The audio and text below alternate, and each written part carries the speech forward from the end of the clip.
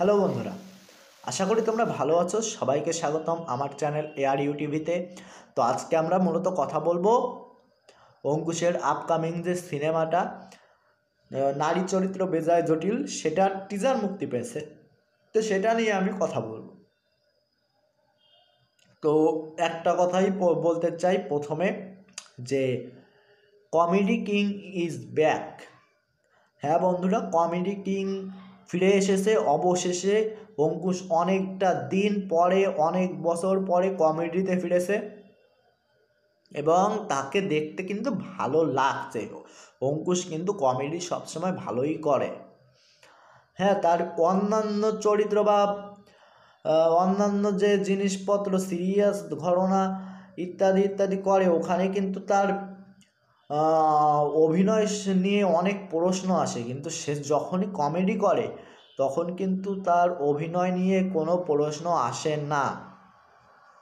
সে কিন্তু কমেডি একদম পারফেক্ট করে, তোমাকে হাসাতে পারে সে। তো সে ফিরে এসেছে এবং এই টিজারটা আমার কেমন লাগলো সেটা যদি আমি বলি, ভালো লেগেছে। এখানে যেটুকু দেখানো হয়েছে প্রায় 1.5 মিনিটের বা 1.5 মিনিটের একটু বেশি সময় ধরে একটা টিজার। তো সেখানে যে জিনিসপত্রগুলো দেখানো হয়েছে অত্যন্ত ভালো, কমেডিগুলো খুব ভালো করে ওয়ার্ক করে। বিশেষ করে শেষের যে সিনটা, যে অঙ্কুশ আঁখি মানে ঐন্দ্রিলার ক্যারেক্টারটাকে যখন দেখাচ্ছে, যে কারেন্টে শক যে অভিনয় করে দেখাচ্ছে, তো সেই জায়গাটার পরে যখন হয়তোবা ঐন্দ্রিলা যখন চলে যায়, তখন তার বন্ধু একটা মেয়ে এসে যে কথাগুলো বলে, ওখানে কিন্তু ভাই অরিজিনালি মজা আসে। তাছাড়া যখন কারেন্ট শক খাওয়ার যখন একটা সিন আছে, দেখবে যখন অঙ্কুশ কারেন্ট শক খায়, তো ঐন্দ্রিলা যখন এসে বাঁচায়, সেখানে তার অভিনয় ভাই অনবদ্য। সে সত্যি ওই জায়গায় হাসি পায়।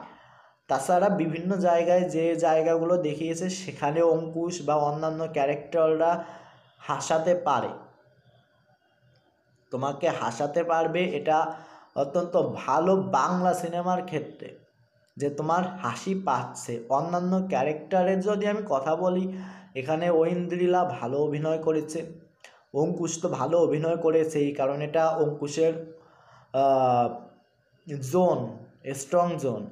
তো এটাই তো অঙ্কুশ তো ভালো অভিনয় করেছে, ঐন্দ্রিলাও যেটুকু যা দেখিয়েছে সে ভালো অভিনয় করেছে। এবং অন্যান্য যে ক্যারেক্টারগুলোকে ছোটোখাটো দেখিয়েছে, এদিক সেদিক মিলে ভালো লাগে অন্যান্য ক্যারেক্টারগুলোকে।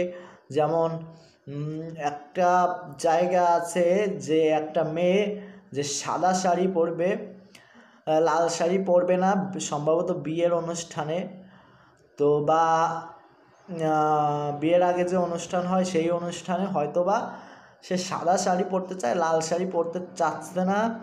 তো অঙ্কুশ ওখানে যেভাবে বলে যে সাদা শাড়ি পরুক, তার পার দিয়ে আমি লাল পার করে দেবো, এরকম এক যে ডায়লগটা ওইখানে বা ওই পুরো জায়গাটায় কিন্তু অত্যন্ত ভালো করে দেখানো হয়েছে। তাছাড়া খাবার সিনের একটা জায়গা আছে, যেখানে তার দিদা খাচ্ছিল এবং তার দিদা যখন বলে যে সবাই আমাকে এবারের মারতে চায়, এবং অঙ্কুশ দিদা যখন পানি খাবে তখনই বলে যে পানিতে কিন্তু বিষ আসে, এবং তারপরে যে দিদার রিয়াকশান, তো সেটা কিন্তু ভাই অনবদ্য। তো সব মিলিয়ে এটা ভালো লেগেছে আমার।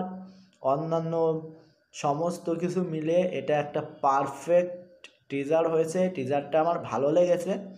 তো আশা করব ট্রেলারটাও ভালো হবে, যখনই ট্রেলার আসুক সেটাও ভালো হবে এবং ছবিটাও শেষ পর্যন্ত ভালো হবে এবং ছবিটা সফল হবে। তো আজকে এই পর্যন্তই। তো আজকের মতো tata, bye bye, good bye.